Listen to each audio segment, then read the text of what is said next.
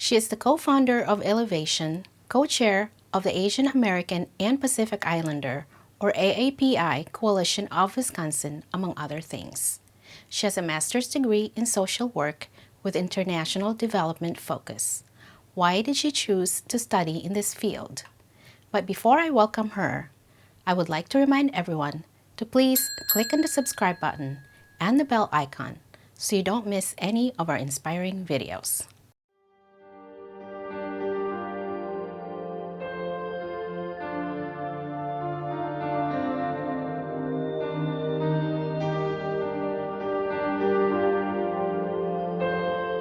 Hello everyone, this is Margie Bruce here at Global Inspiration, where you need to be seen, you need to be heard, and be an inspiration to the world. Ladies and gentlemen, please welcome our guest this week, Ms. Jessica Boling. Hi everyone. Hi Margie. Thank you so much for having me. I'm excited to be here today. Good, thank you. Thank you so much for being here and taking the time. We appreciate it. So we're going to start with where were you born and raised, and tell us a little bit about yourself. Okay. So I was actually was born in South Korea, in Andong, South Korea. And then I was raised in a small town outside of Seattle, Washington, a small farming town with maybe 1,500 people, and mostly white. So I grew up there and then went to school in Seattle and then went to school in Boston and then lived kind of all over the world. And then I ended up here in Milwaukee. Wow, what a great story. So you have a bachelor's and a master's degree in social work with an international development focus. So why did you decide to pursue this field of study? It's kind of more a process of elimination because I was always told I'm not very good at math, I'm not very good at science, I'm not very good at taking tests. And my mom said I probably wouldn't be a very good lawyer. So I was like, okay, well, what else is there besides these things? And so I started looking at social sciences and psychology or communication or sociology. I liked all of those, but social work kind of brought them all in together and seemed more practical moving forward. And so I really like the idea of being able to pick from a variety of topics, issues to work on, a variety of populations to work on, and then at different levels. So I could go individual, group, policy, community, global. And so that's why I decided to pick social work.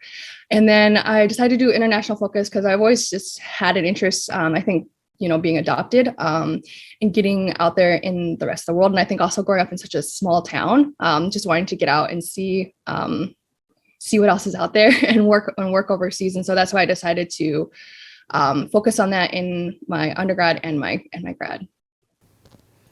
So you are involved in many community leadership. Can you briefly explain what they are and what's your role in each of them? So I'm gonna start with the City of Milwaukee Equal Rights Commission. Yes. Can you tell us, what it is and what your role is? So as an Equal Rights Commissioner, I am responsible for helping the city I'm gonna have to think about this one for a sec because I always kind of get like a little bit I don't have the words for it because we're putting together a toolkit for it. So as an Equal Rights Commissioner for the city of Wisconsin, we work on creating equality and equal access to the city of Milwaukee, both the employees and then also the city residents as well. Okay, and then what about the Governor's Equity and Inclusion Advisory Council?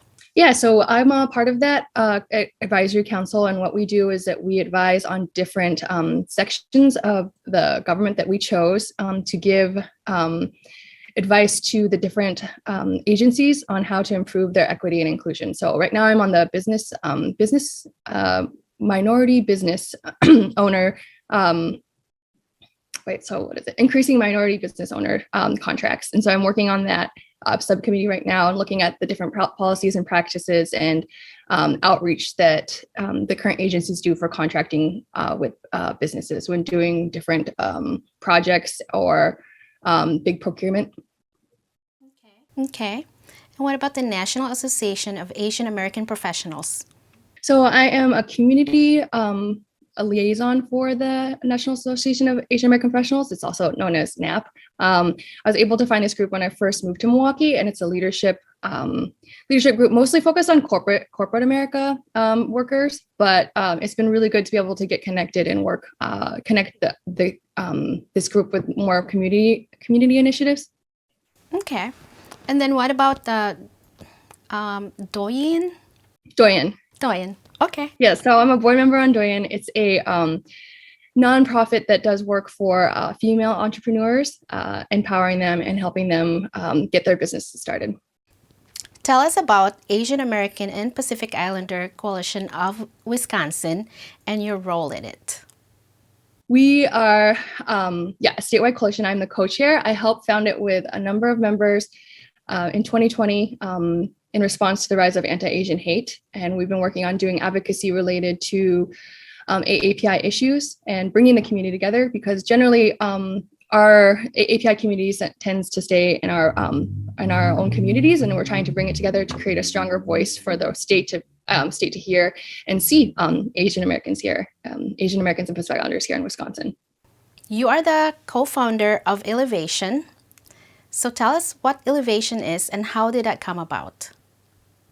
Yeah, so ElevAsian came about with me and my three co-founders, Sherry Tran, Eric Kennedy, and Mainza Tao. We were, out networking, and we were always wondering where the other AAPIs are. And then we ended up always running into each other, and we decided that we're gonna, start spending we started going out together and like talking about being Asian American in Milwaukee, and then decided that we wanted to raise visibility and awareness of AAPIs in Milwaukee. And so we kind of really informally put together this group, and it's grown over time. We didn't really expect it to be that way. We started off with a social media campaign during APA Heritage Month to educate people about AAPIs and the history and significant figures and facts, and it's just kind of grown. It's kind of taken off from there, and we realized that there's a need for a community here for people to connect, because a lot of people are the one and only in their companies or in their nonprofits, and they're just looking for people to connect and get to feel and discuss different AAPI issues, or just have a community behind you. And we work on also elevating businesses and leaders too, is one of the things that we are really trying to work on, and just raising, making sure that there's a AAPI voice at all the tables here in Milwaukee. So this is becoming a larger group than you've expected, correct? Yep. And where do you hope that this would go? I'm hoping that we will have a really strong group. It's really hard though with the pandemic, I think, because people are really craving no more Zoom happy hours, no more Zoom events, and wanting to be in person. But it's every time we've tried to kind of start going forward with that, as we all know, the pandemic's kind of stepped up. So it's been the pandemic has stepped in and made it really difficult to meet in person. So I'm really hoping that, as we come out of this pandemic, fingers crossed, we're able to have more gatherings, have more discussions, and have more development and opportunities for AAPIs here in Milwaukee. What would you consider your greatest achievement so far? Ooh, that is a hard one. I think for me, my greatest achievement was probably going back to Korea and living in Korea for a year. That as an adoptee is, a big unknown, and something that, I've always wanted to do, but I was very intentional in making it one of the last places that I decided to live abroad. I lived abroad in a bunch of other places before I went to live there to make sure that I was ready. You can't really predict what's going to happen there. And it was not anything that I ever predicted. And I learned a lot about myself, but it was probably one of the most vulnerable times in my life. I think looking back on it, there was other adoptees there going through it with me. So it's okay, that's this is kind of normal. But, now that I'm out of it, I'm that was a hard year, and that was a big risk, Mm-hmm. And I'm glad that I did it. And I think that's probably my biggest accomplishment. So in all your travels, what have you learned from them? And what is your favorite place? I think I really learned to be resourceful because you have to learn how to be resourceful, and maybe some humility because if you don't speak the language, you kind of just have to figure that out. I often forget like how difficult it was at times to be in some of these countries that you don't know and you don't speak the language, and I don't pat myself on the back enough for like coming in and working and starting over in some of these countries and figuring it out. I mean, silly things like getting your going to the doctor is even harder, figuring out where to go, figuring out if you can find an English speaking doctor. But even silly things like when I was a nanny in France, like I didn't know the word for thermometer for the kid that I was getting, and I had to go to the pharmacy, and I was just like trying frantically to figure out what it was, and then and then like I learned different things about like how you take your temperature in France. You don't take your temperature in your mouth, you take it in the kid's butt. So and I was like, oh my god, did I put that in my mouth? So I think just you know, I learned to be like, I learned humility. I think just being able to like go out and, you know, figure things out, and being resourceful. And my favorite place, I think, will probably always be, even though I know it's cliche, is Paris. It was the first major city that I visited outside of the US when I was like 16. My family let me go stay with our exchange student that was there. I talked about this on a podcast before. I was like, I don't know how my parents just like let me do that at 16. But I really just like fell in love with the city. And then I went back to live there for a year and a half when right after grad school to learn how to speak French. And I just really like, I just really love that city, and I love that year and a half that I spent there. So you know, the culture and then the friends that I met and that experience is probably like one of the best years of my life. And so it's got a very special place in my heart. Oh, that's great. Okay. So can you tell us about your inspiration in life? My inspiration in life. So I think for me, you know, I spent the last year not working and spending a lot of time thinking about stuff. And for me, it comes down to the relationships. I had this moment earlier or last spring where I was walking around with a friend that I hadn't seen in like 10 or 15 years. And I was just like the perfect day outside, and the music was perfect, and I got to see him with his family, and it just felt right. And I was like, I've never felt this much joy from a job. And it was just very clarifying for me that I'm like, relationships are really key to me, and I really need to like make those more the center of my life. And that's really where I get most of my inspiration, is from the different connections and people that I'm able to meet. Is there anything else you want our viewers to know about you? Let's see.